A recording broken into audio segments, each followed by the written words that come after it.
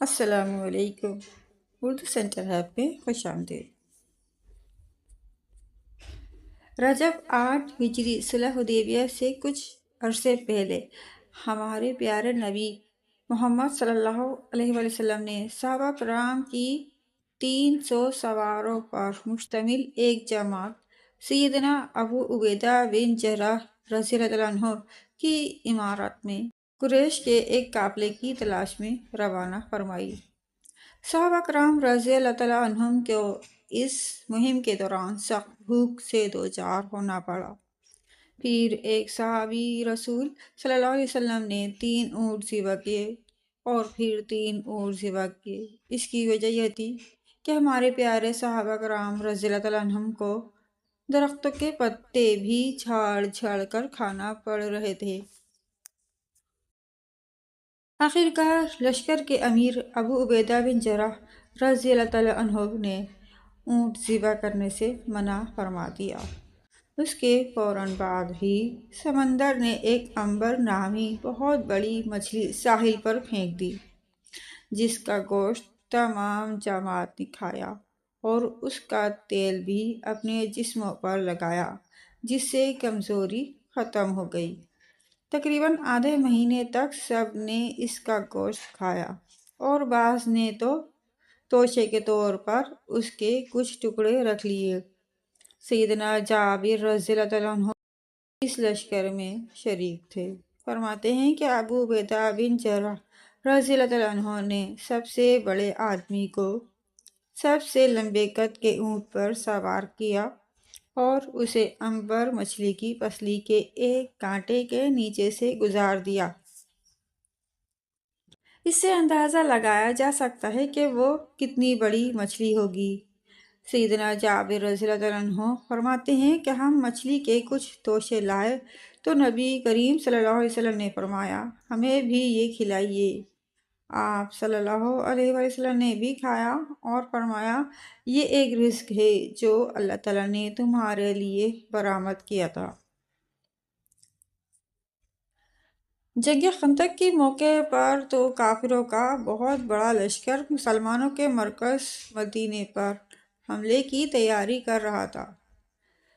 اس لشکر میں عرب کے سبھی قبائل سے ہزاروں جنگجو شامل تھے اور تیاریاں بھی بھرپور تھیں۔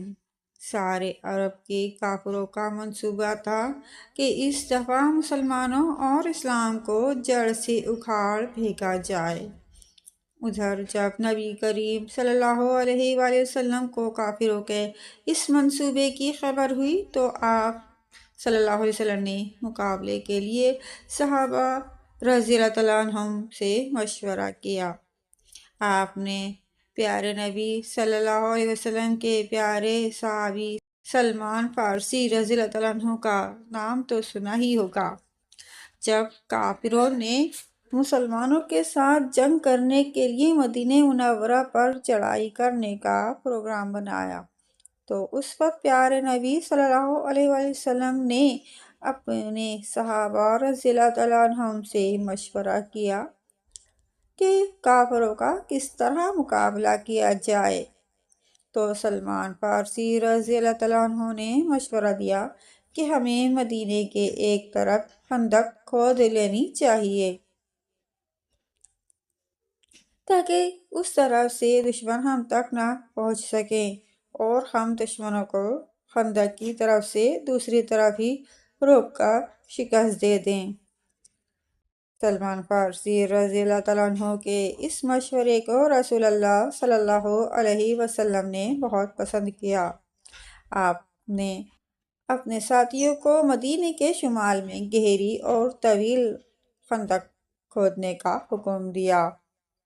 کیا آپ جانتے ہیں کہ 5544 میٹر لمبی، 100 میٹر چوڑی اور 3.25 میٹر گہری خندق کھودنے کا مشکل ترین کام کیسے مکمل ہوا؟ ہمارے پیارے نبی محمد صلی اللہ علیہ وآلہ وسلم نے خندق کی کھدائی کے لیے کام کو اس طرح تقسیم کیا کہ آپ نے 10-10 آدمیوں کے گروپ بنائے اور ہر گروپ کو 40 ہاتھ خندق کھودنے کا کام سونپ دیا۔ خندق کھودنے والوں کی کل تعداد تقریباً 1000 تھی، اور رسول اللہ صلی اللہ علیہ وآلہ وسلم خود بھی خندق کھودنے والوں میں شریک تھے۔ کچھ لوگ کھدائی کر رہے تھے اور کچھ لوگ مٹی کو باہر نکالنے کا کام کر رہے تھے۔ صحیح بخاری میں حدیث ہے، برا بن عازب رضی اللہ عنہ کہتے ہیں کہ میں نے رسول اللہ صلی اللہ علیہ وآلہ وسلم کو دیکھا کہ آپ صلی اللہ علیہ وآلہ وسلم خندق سے مٹی ڈھو رہے تھے۔ اس وقت کھانے پینے کی چیزوں کی بہت زیادہ کمی تھی، سخت بھوک کی وجہ سے کئی صحابہ رضی اللہ عنہ نے اپنے پیٹ پر ایک ایک پتھر باندھ رکھا تھا۔ ابو طلحہ رضی اللہ عنہ کہتے ہیں کہ ہم نے رسول اللہ صلی اللہ علیہ وآلہ وسلم سے بھوک کا شکوہ کیا اور پیٹ پر ایک ایک پتھر دکھایا، تو رسول اللہ صلی اللہ علیہ وآلہ وسلم نے اپنا کپڑا ہٹا کر اپنے پیٹ پر بندھے ہوئے 2 پتھر دکھائے۔ یہ صورتحال دیکھ کر تمام صحابہ رضی اللہ تعالیٰ عنہم انتہائی صبر و شکر کے ساتھ کام مزید تیزی سے کرنے لگے کہ ہمارے رہبر ہیں، حالانکہ محنت و مشقت میں تو ہمیں اور ان سے آگے ہونا چاہیے۔ آپ اس واقعے سے اندازہ کر سکتے ہیں کہ خندق کھودنے والے مسلمان بھوک و پیاس کے باوجود کتنی محنت اور مشقت کا کام کر رہے تھے۔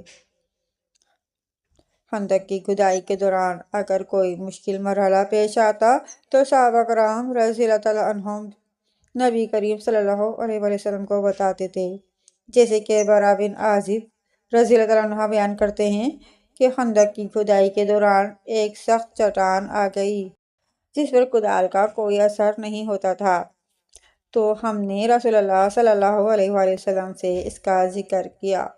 آپ صلی اللہ علیہ وآلہ وسلم تشریف لائے، کدال لی اور بسم اللہ کہہ کر ایک ضرب لگائی تو چٹان کا ایک ٹکڑا ٹوٹ گیا، تو آپ صلی اللہ علیہ وآلہ وسلم نے فرمایا، اللہ اکبر، مجھے ملک شام کی کنجیاں دی گئی ہیں۔